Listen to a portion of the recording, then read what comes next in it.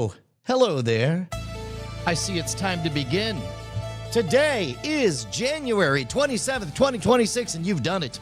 You are among the elites, my friends, the hardest of the hardcore, the so-called Diamond Club. Welcome to Office Hours. This is the show where you, your projects, your place in this strange, bizarre, upside-down, topsy-turvy, wobbly, timey-wimey world makes sense.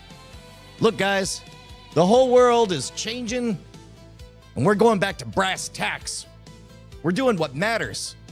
Learning how to deceive, stay ahead of the others, be at the vanguard, the tip of the spear, crack of my ass. And that means we're going through the entire back catalog of Scam School. Welcome to Scam School, the only show dedicated to social engineering at the bar and on the street. That's an original phrase, and if anybody claims to own it from a previous property, send me a letter so I can hand it to a lawyer to put in the garbage fire. That's right, we're going back through all of the original catalog. I'm giving you secret behind-the-scenes intel on just how Scam School came to be nearly 20 years ago. 2006, I was just getting my sea legs underneath me on the road, doing my Bizarre Magic show. Started with Brian Brushwood on the road episodes. We'll see some of those later on. But at this point in the story, we are now at April 2008. And we are releasing Scam School episodes. They originally were talking about releasing them. We're going to have to eventually go through the story of Revision 3 now that I think about it. But they were going to release them once per week. And I pushed them for just a burst of them all in a row. 1, 2, 3, 4. That way people could instantly get a sense of what the whole show was going to look like. Because I knew everybody would have a bias to see one bit of content and assume that's what the entire whole thing is. Oh, here we go. Let's see. Hello, everyone. Hello. We're ready to go. We've got Twitch, All Five Nations, G. James B, Lion's Den, Cliff Horn. Oh, yeah, it's Adam. Dylan Theus, the old schooler, the Mike Ruler, Random Hank, Austin, and BioCow. Perfect. I'm going to assume that we're all live, and we're just going to go ahead and jump on in.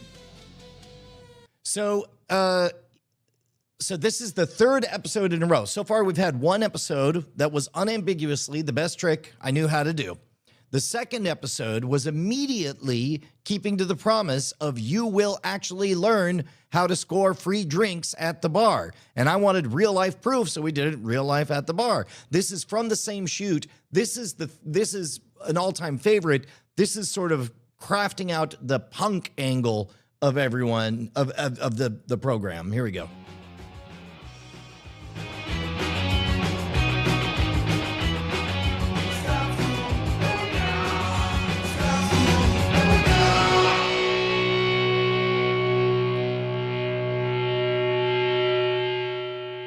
What's up, guys? Welcome to Scam School, the only show dedicated to social engineering at the bar and on the street. I'm Brian Brushwood, your host, and today we're going to learn something a little bit different.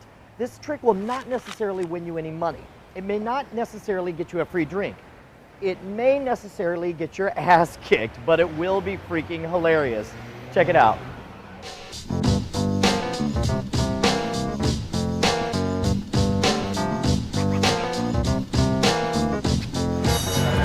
So here's the game. I believe it's called lateral force, but for some reason, this is just a weird quirky thing.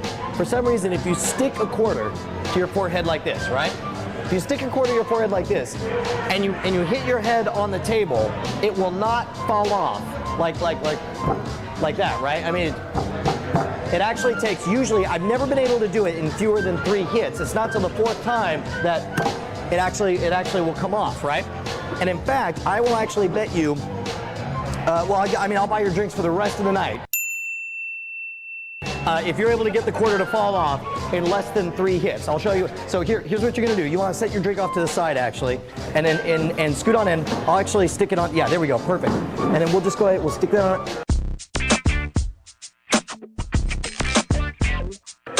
All right, you got it? Go for it, go for it. In less than 3. In less than 3, go. I'm giving myself a seat. Go, keep going. You're almost there. It's getting loose. Here you go. You're doing good. Keep going. Brain damage. You can't get it. I can't do it. Keep going. You can get it. You'll get it. No. You just got to go a little bit harder. Come on. If you angle it down more towards, you got to get the downward force. I've lost memories. I can't. You're like, I don't remember math anymore. Listen, I don't know. Are you gonna give up? You gonna buy me a drink? Me say yes. No, come on. You can do this. No, you totally can. Come on, you're almost there. You gotta do it. You gotta really put the muscle into it. That's it. My head is, there's a split. All right, screw it. Take it off. No, go ahead and take it off.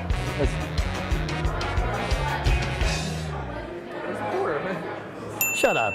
Are you serious? You couldn't even tell. So in all seriousness, you really thought that It felt like it was on. It did feel like it was on. It was on. I felt like, how much super glue did this guy use to put on my head? And then how am I gonna get the super glue off? Right.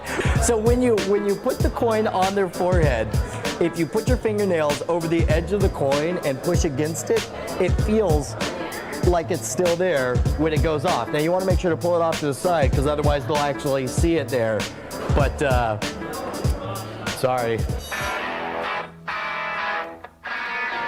Now, if you're going to do the coin on forehead trick, you've got to know your audience. Make sure you pick the right person to do it. That means everything in order to keep you from getting your ass kicked. If you do it right, maybe the person who you did it on won't buy you a drink. In fact, you probably owe them a drink, but one of their friends will be definitely interested in hooking you up. Don't forget, if you have any questions about this scam, or if you want to share one of your favorite bar scams, write me at brian@revision3.com. If we use your submission on the air, I'll send you a copy of my book, Cheats, Cons, Swindles, and Tricks, 57 Ways to Scam a Free Drink. You guys take care.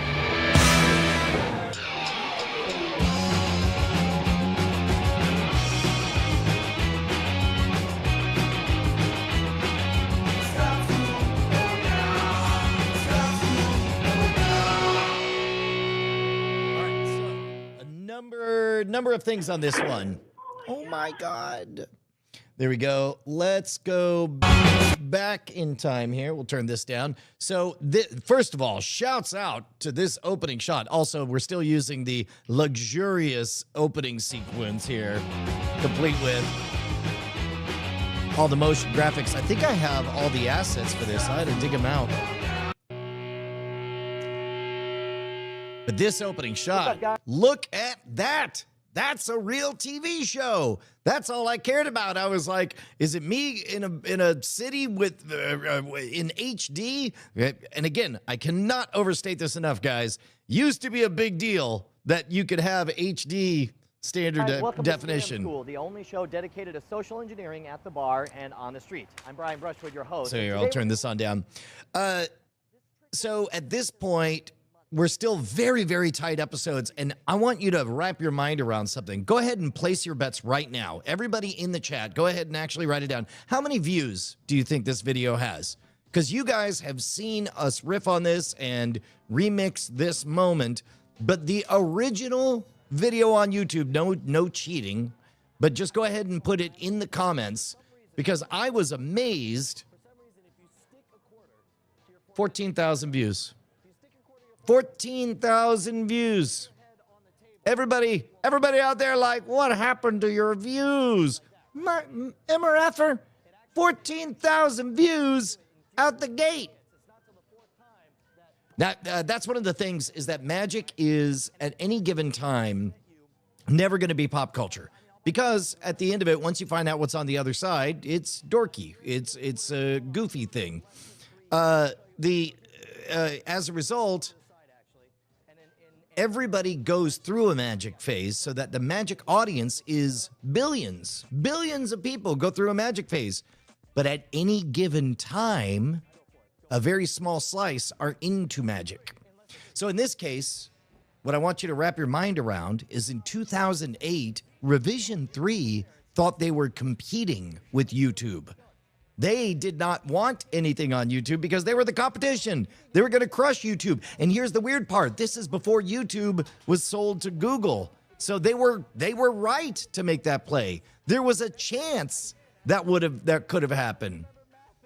14,000 cents. This is now the question BioCow's asking is the right one. Original airing or 2008 or repost?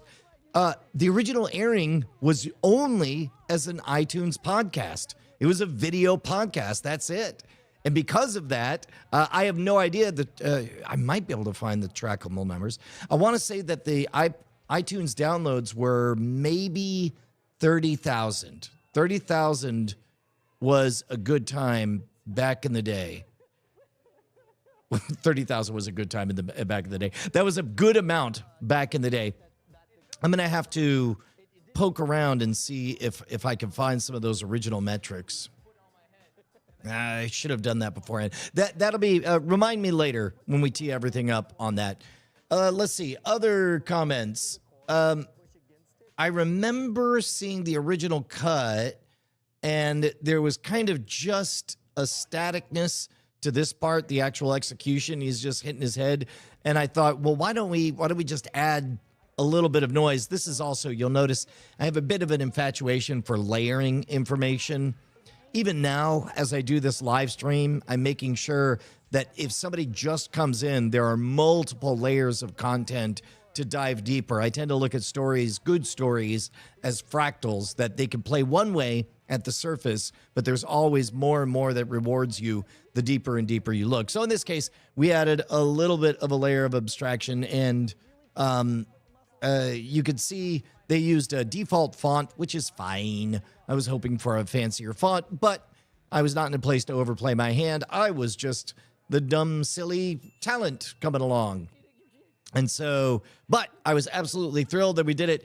A moment that I didn't notice until just now is you can see two things. I didn't realize that I was just going for broke. I was like, yeah, no, keep going. And it was just going to be without end. Here. You got to put the muscle into it. That's it. My head is, there's a split. All right, screw it. Take it off. No, go ahead and take it off.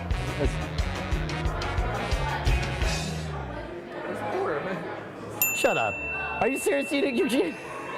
So in that moment, that is me, his reaction. So here's the thing that really happens to people. When they are genuinely reacting big in their head, they are not spending the energy to figure out how to visualize their reaction for everyone on the outside. So as a result, his kind of non-reaction threw me for a loop. And you could tell I'm genuinely like, oh man, was he faking? That would be the worst thing in the world. No, go ahead and take it off.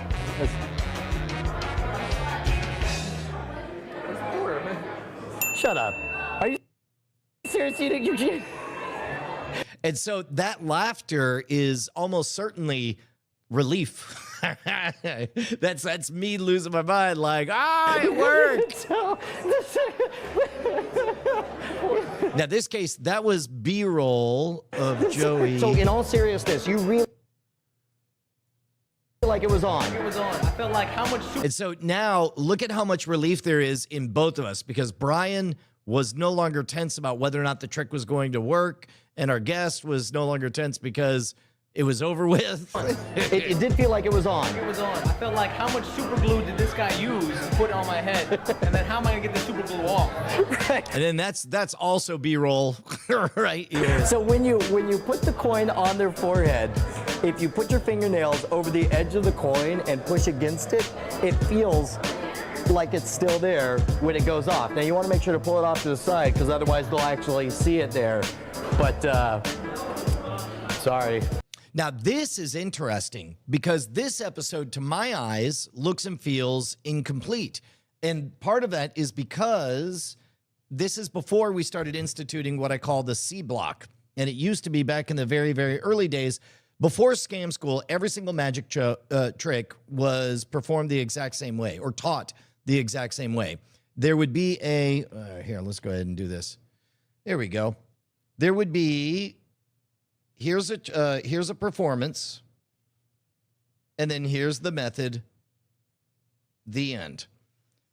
And then when Scam School first started, you can see it here, this is before we had any ads, it was just, here's a trick, here's a method, the end.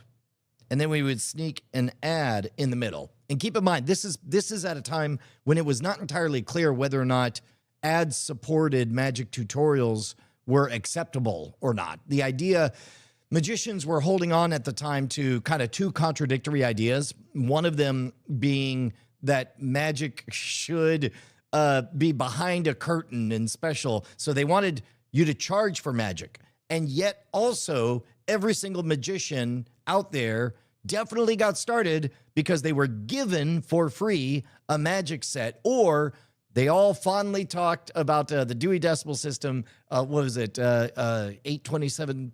Oh, wait. Oh, man, I used to know the number. I used to know the Dewey Decimal System number. Anyway, 723.8. That's what it was. 723.8 was the Dewey Decimal System, where they would learn magic. Guess what? Yes, for free. And yet this idea of magic in a free ad-supported place, that, of course, that made the existing ecosystem of current magic distributors a little bit nervous. Understandably, I don't blame them. But in this case, purely because they added a second ad, I had to rethink how to do the show, because I couldn't do two ads in the middle, because trick, a minute and a half, 2 minutes of trick, followed by 2 minutes of ad, followed by 2 minutes of explanation, the method, that was going to drive off all of the users. They wouldn't be paying attention to it. So instead, I added what I called the C block. And the C block is quite simply ended up being the single most important thing I ever figured out, which was I just needed to fill time. But I said, okay, now you've learned it. Now you do it. And then, of course, this is the moment where two things happen. First of all, it got magicians off of my back, because they could no longer accuse me of exposing a magic trick. Because if you watched a performance, an explanation, and then saw this random person at the bar actually do the trick, then by definition, you just saw teaching, not exposure. The second benefit that it had was the type of mistakes that people would make were exactly the type of mistakes that we needed to teach for the folks at home. All your mirror neurons were firing along as you would watch somebody grab a card, and maybe they would be an actual neurosurgeon in the real world. Maybe they had the most gifted hands in all of time and space. But the moment you hand them a card, and let's say their real job is to remember to separate the red and black cards or something, but then the moment you hand them cards, they're like, and you're like, oh, sweetie, you don't even know how to spread cards. Here, we hold them like this. This is mechanics grip. And notice that if we make it like a conveyor belt, you can see all of those indices on there. So all of that critical learning, that learning by action, by doing, not talking about it, all of that came as a result of the need to put a second ad into Scam School. And of course, it wasn't just that that second ad, it was the benefit of the extra content. So to my eyes, looking at this is weird that we just get to the end, and then instead I would normally in later episodes make him go through the motions of performing it correctly, if for no other reason than to prove. You want to make sure to pull it off to the side, because otherwise they'll actually see it there. But sorry. Now, if you're going to do the coin on forehead trick, you've got to know your audience. Make sure you pick the right person to do it. That means everything in order to keep you from getting your ass kicked.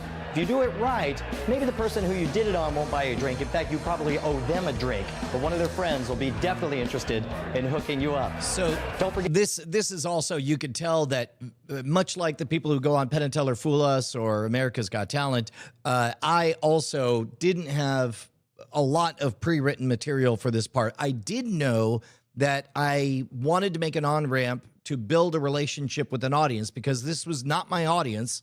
This was somebody else's audience, so I needed to provide value. And so basically, and also what I really wanted was feedback from the audience. But the only way to get it was a bit kludgy. We'll explore how I courted everyone in the Revision 3 forums down the road. But a small part of it that I could do right out of the gates was offer a free copy of my booklet. Basically, I just took 20 or so magic books, beginner magic books, and I just picked all my favorites. And it's more like 8-page center stapled book report with, anyway, cheats, cons, swindles, and tricks. And I was happy to send those out. I think I was sending PDFs to people, or maybe if because people asked me to sign them and I would actually send them over. But again, the thing I really wanted was feedback and the opportunity to deepen the relationship. So here, we got some questions on here. I agree. The C block is when Scam School became Scam School. 793.8, 793.8. That's what it was. Thank you very much, Princess Judith. And then the C block for puzzles and non-magic tricks. That would be sometimes if there was nothing that they could perform or do, then we could make it just a standalone performance. I would dip into some of my favorite well-polished magic routines that I would do. Other times I would do maybe have them come up with an outrageous presentation for it. So in other words, like at this point, by the A block and the B block, everybody, including the audience, knew the entire story to the entire thing. But what we could do is we could say, what if blank? Could you remix this and make this uniquely your own? And that's where you'll separate. Sometimes introverts and extroverts behave differently. Often the best ideas come from those introverts where they're all like, behold, and they go nutty. You get to see an echo of that in some of the upcoming episodes of Modern Rogue that we're doing with Ryer. We did more episodes where I taught him bits from my classic stage act, and it's just great. It's just great to watch him flip a switch and go into outrageous mode. Thank you very much, Hawk Worley, on that. And yes, very important, Cliff. That was the one thing. Look, if your show is called Scam School, there is one thing nobody wants to be, and that's the sucker. So that's the goal, is to keep them from being the sucker, make them the hero, make them trust the edit, which is also why we used to fly without a net. We would not have people sign releases until after we finished the recording of it. The goal of that being, I wanted them to have leverage. I say, look, I know it's a big, weird thing. We're going to do this. It's a lot of fun. If you don't like it, if you're not proud of it, don't sign the release at the end. And I was gambling with, I guess really I did that more once I took over production, because then I knew I was gambling with my own time, effort, energy, and money instead of the companies. The companies, this is back when they would book folks for everything. Let's see. Yeah, G. James B says, I don't recall the ads ever being intrusive, which is good. Yeah. How many decided to not sign the release in the entire history of the run of Scam School? One. Only one. Only one time somebody went and did the whole thing, and I think it had nothing to do with their enjoyment of the performance because they were great. I think that at some point during the recording, it occurred to them that they either had a job or a gig they were working on, that it would be a problem to have anything out there in public. And nope. Now I remember more clearly. They got to the end, and then they looked at the release and they're like, let me call my lawyer. Let me guess. Lawyer said, don't sign nothing. That's fantastic, Sonan333. Yeah, we'll go through those Revision 3 ads. We could talk about how those went as well. They were there with their side piece. It could be. It definitely could be. Or they are in the witness protection program. Hey, while we're at this part, real quick, guys, let's do a quick lag test. Everybody type something and then report how long the different lags are. Because if I'm understanding everything correctly, I think Twitch, with this restream format, only goes 2 or 3 seconds of lag, whereas YouTube, I think, is still 15 to 20 seconds. So we'll see. Good morning, Noah Karatu. Good morning, Matt York. Great job on the new shorts. Everybody, round of applause for Matt York. He was able to carve out 18 different shorts from the new Lucille Ball episode. It's great. Maybe they were working a secret job like with Apple. Oh, that's great. So let that be a lesson to all of you guys. If you are looking, here, I'll title edit this real quick. We're going to do twitch.tv/Night Attack. Oh, we got lyrics on Synth Mage. Oh, wow, that was dumb. Why did I do that? How about no? There we go.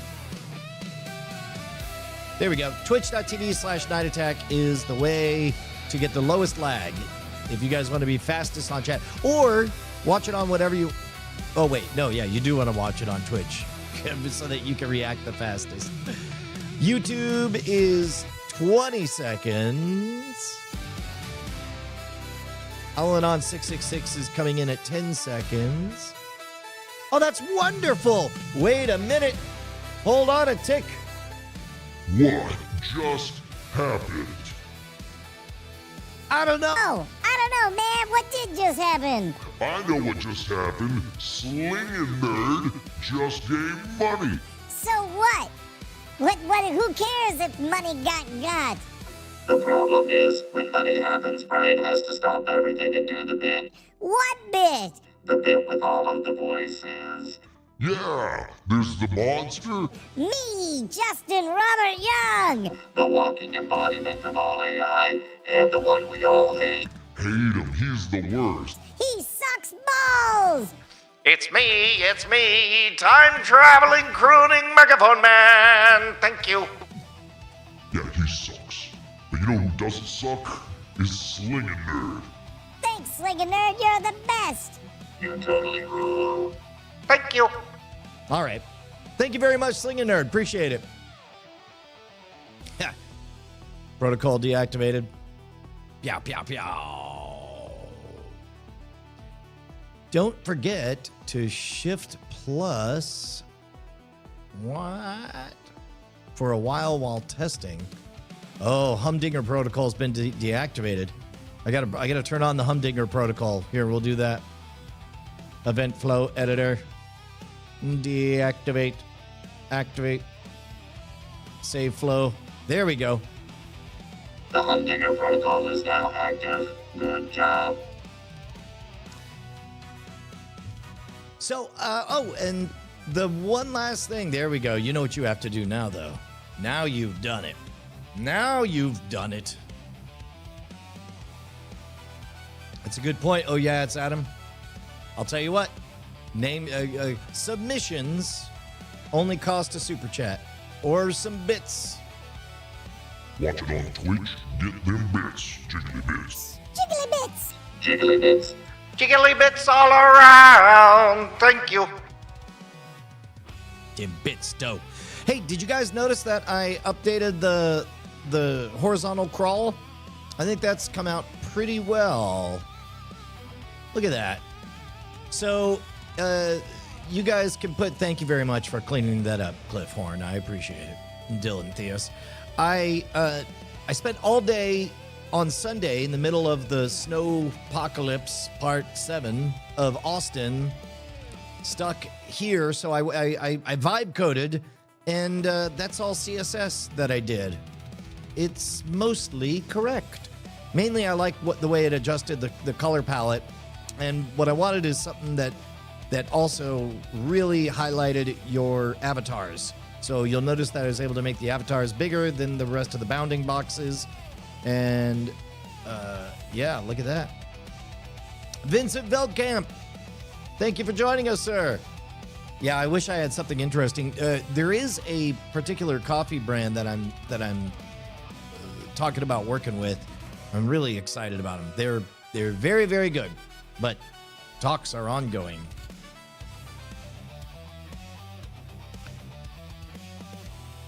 All right, take care, James Cobalt. Thank you very much. Oli the Egg 27. So I think what we're getting close to is there's a curious artifact possible in YouTube, which is Here, let's take a look at our analytics here. As you guys know, hey, look at that, man. Radio with no electronics, 20,000. Not bad. Let's see. Let's check that open rate. Yeah, look at that. 72 is my target number, and we are pretty much there. That's fantastic.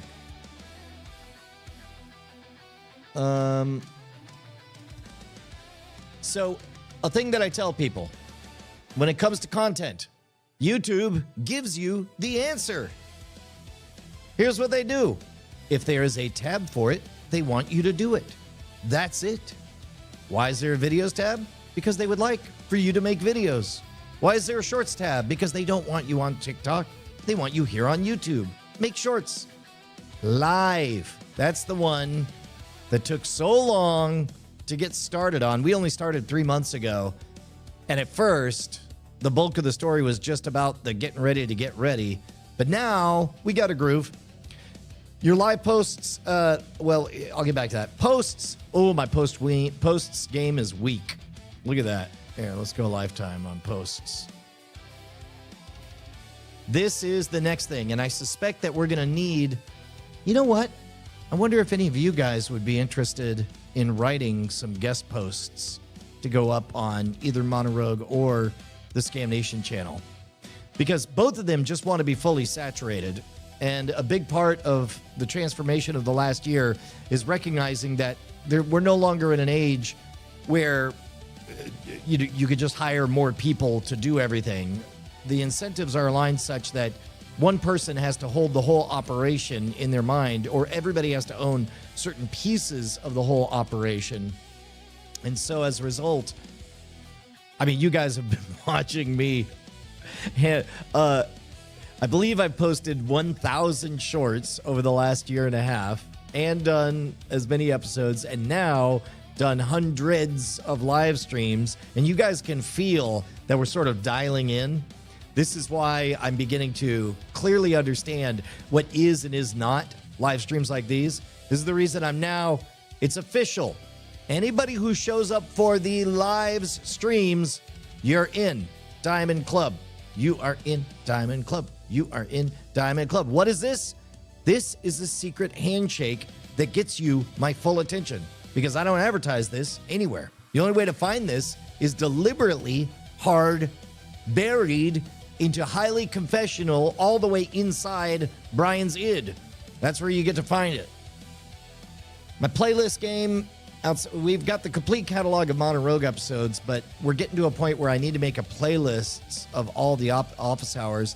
And podcasts never really got anywhere on Mono Rogue or on Scam Nation. On Scam Nation, though, we do have World's Greatest Con on the podcasts. But we need to do video versions of all of those. You're in. You're in. You're in. You're in. You're all in. BioCow. BioCow's so in. He's making the merch for it. Look at this. Look at this bizwaz. Nope. How about the other way? Ya chow, pow, pow. Right there. The real ones. There's some Diamond Club tattoos floating out there. That's all the real work. What am I doing? Oh goodness. There we go.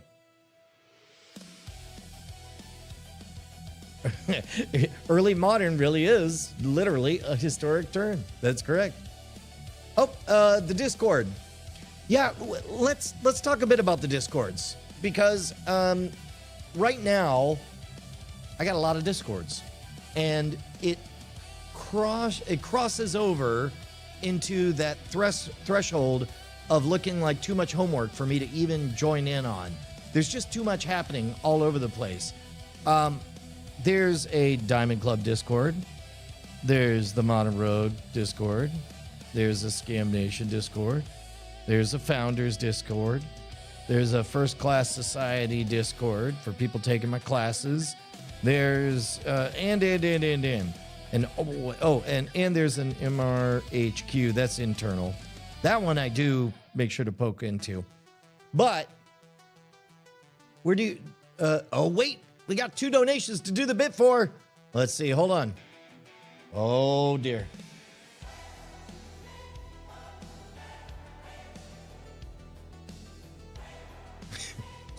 Oh, damn. Lion says, Dankeschön, my friend. Ich komme aus Texas and I lieben writing.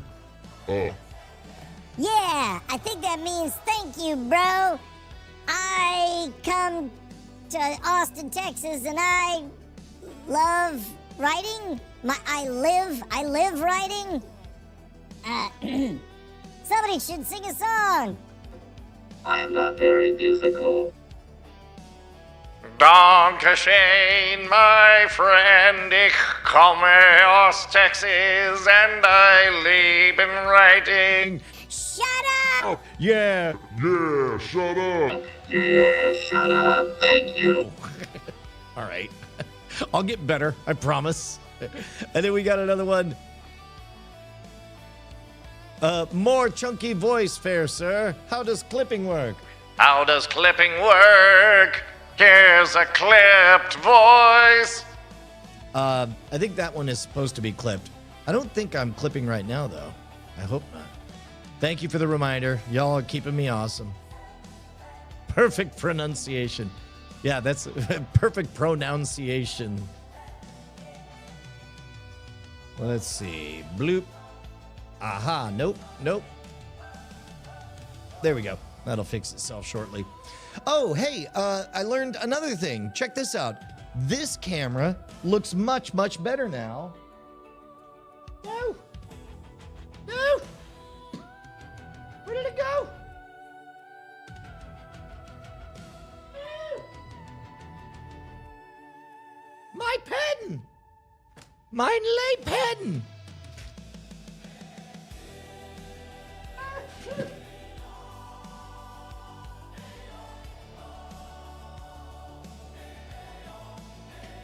My stylus just vanished. I heard the click as it hit the ground, and now for the life of me, I can't see it. Oh, goodness. Oh, goodness.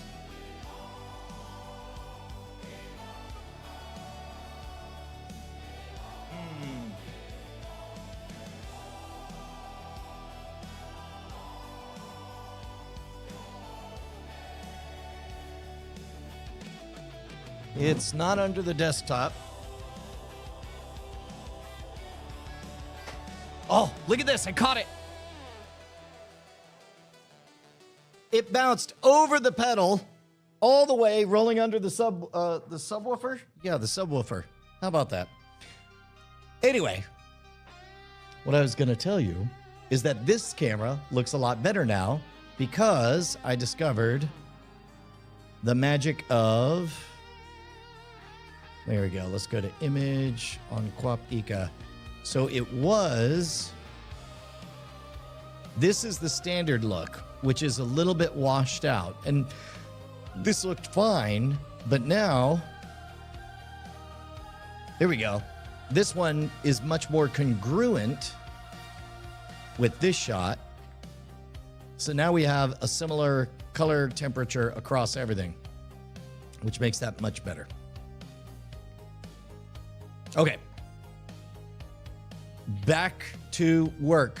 I didn't plan on a deep fake for today. We'll do a... Well, here, let's take a look. You know, let's get started. Let's take a look at Hawk Worley's.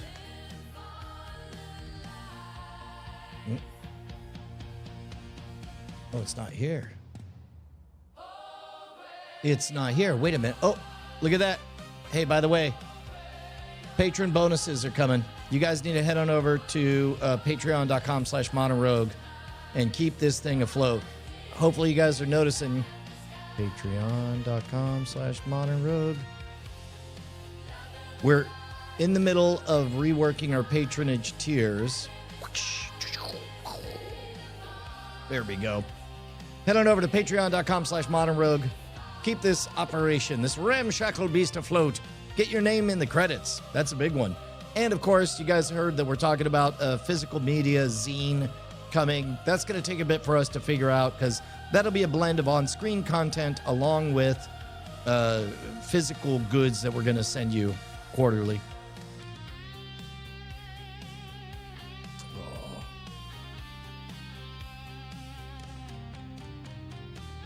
So Hawk Worley's. Let's do this. I'll email over this.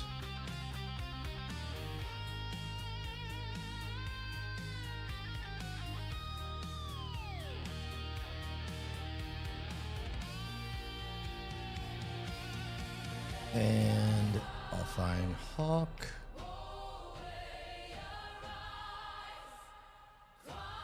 And now, there we go. Forward to Modern Rogue Show. There we go. Got it. Okay, for this experiment. There we go. Close that.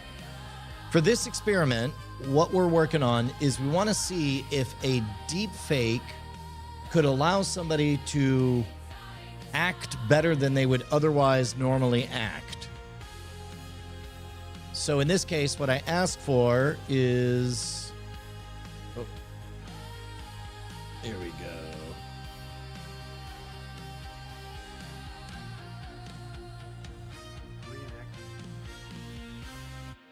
Okay, so the goal here is we want to see him say something that he believes and then something he doesn't believe. Oh, that's the one bummer about doing this the way I did it. I got to undo that and then go here, undo that. There we go. And then now we're back here. Okay, so I asked Hawk Worley to A/B test. I wanted him to say something that he believes, and then I wanted him to act and say something he didn't believe. So we'll look at these. Reenactors call it their impression. In my day, it was called costuming. Now it's called cosplay. I like that. It involves more of the totality of the character. And when someone tells me, I like your costume, I say, thank you, I made it myself. That's just, the costume I made. When someone says, I like your cosplay, it means they understand that I am more than just the clothes I wear. I am trying to embody the character itself. And you either have to evolve with the language or get steamrolled by history. That's why cosplay is my favorite term. Okay, that's interesting because I did not pause to consider. I didn't read which one is which. When you first... So I don't know which is the truth and which is the lie. There's I am a cosplayer. That's the one we just watched. And then this is I am a costumer. When you first get into the costuming world, you tend to use less expensive, easier to achieve materials. And your results, they're okay.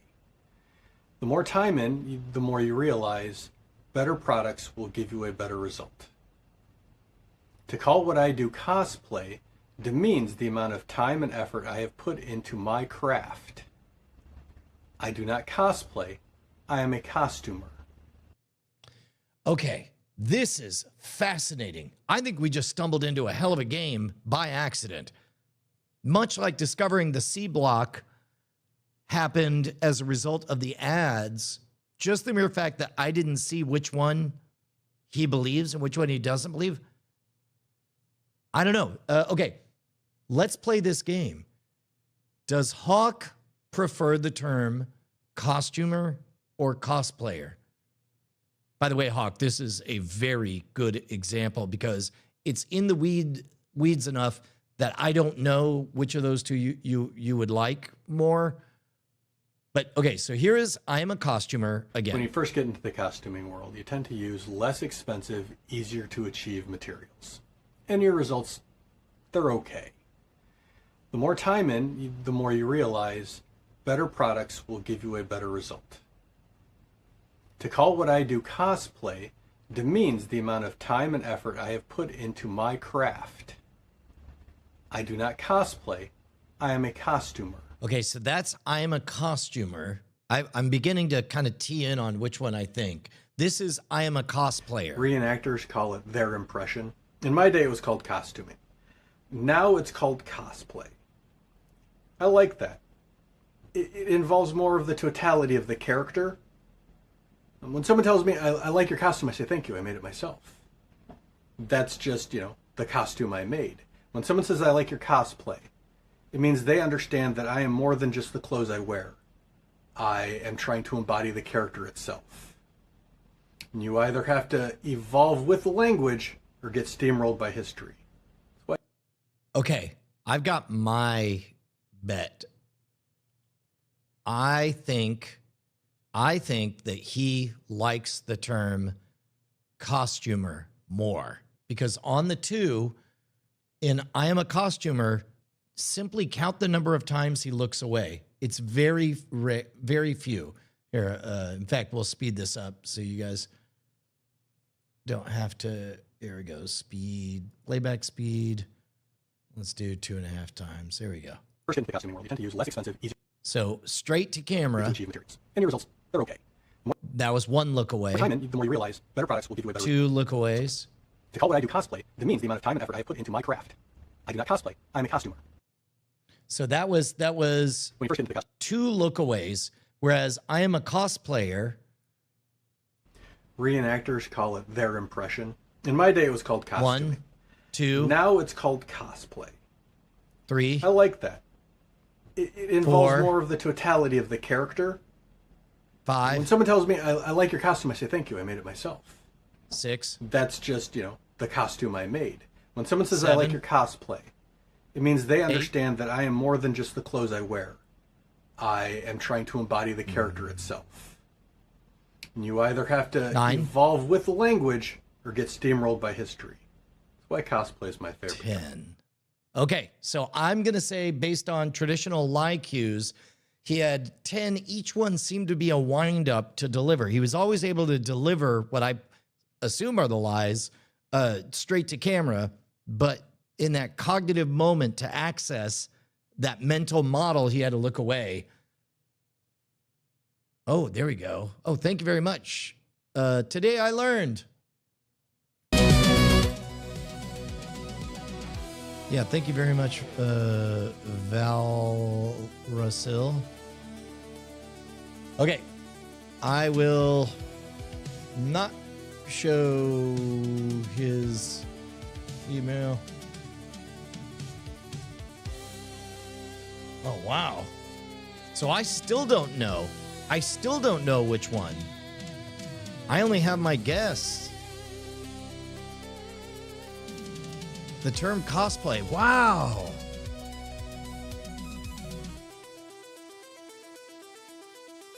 Yeah, that one we'll get to soon.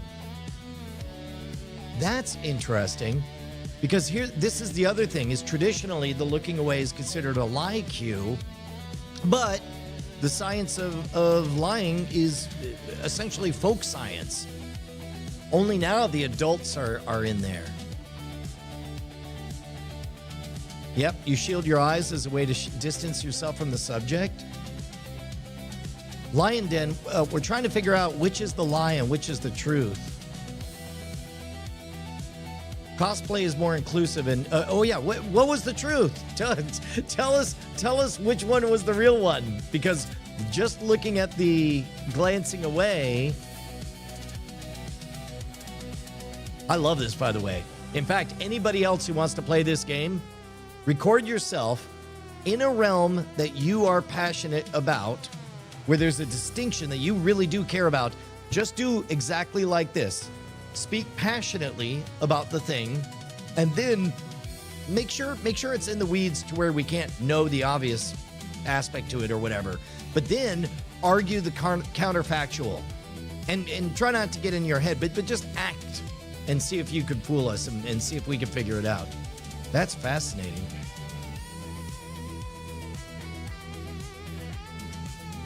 Ah, so in this case, we did notice the glances away, and I interpreted them as lie cues, when really they were vulnerability cues. That's excellent. That is great. How many of you guys got it right? Because I did not get it right. I got it backwards.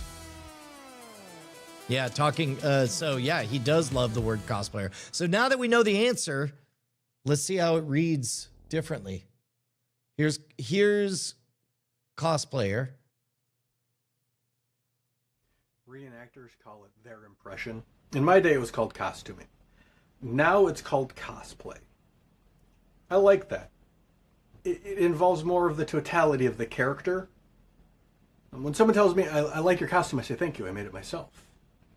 That's just, the costume I made. When someone says, I like your cosplay, it means they understand that I am more than just the clothes I wear. I am trying to embody the character itself. And you either have to evolve with the language or get steamrolled by history. That's why cosplay is my favorite term. Yep. Okay. That's great. So all of those moments he was looking away were him accessing his real thoughts, whereas costumer, this is him putting on a mask. When you first get into the costuming world, you tend to use less expensive, easier to achieve materials. And your results, they're okay. The more time in, the more you realize better products will give you a better result. To call what I do cosplay demeans the amount of time and effort I have put into my craft. I do not cosplay, I am a costumer. Ah, interesting. And I guess also if you're going to deliver a lie, you're going to be dialed in on delivering it with false authority as you say it. That would make sense. Okay, so let's take a look at our agenda. How do we do? We definitely got behind the scenes on episode 3, Bang Your Head.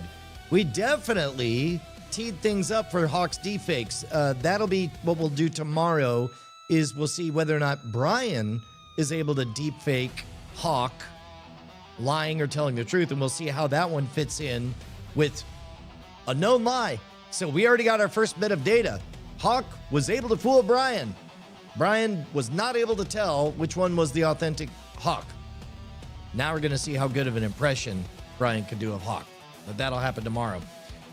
Your questions comes first. What else?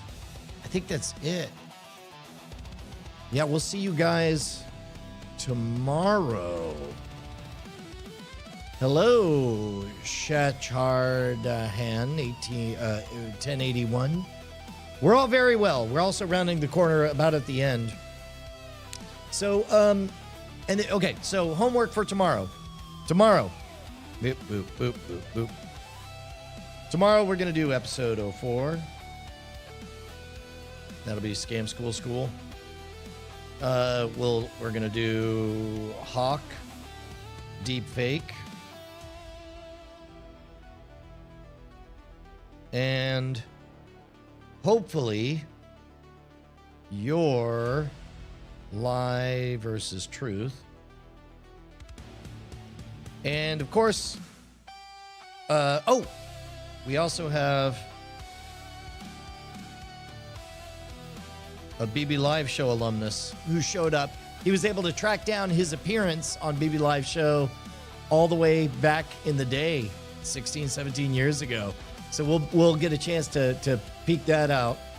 Yeah, no, that's a lot of things end up being SSS. Scam Sasquatch of the Supernatural, Scam School. I guess that's it. No, I think I had another one. I'll figure it out. All right, guys, that'll be it for this episode. We'll see you guys tomorrow, bright and early. If you want the low latency, make sure to head over to Twitch. And I'll see you guys tomorrow.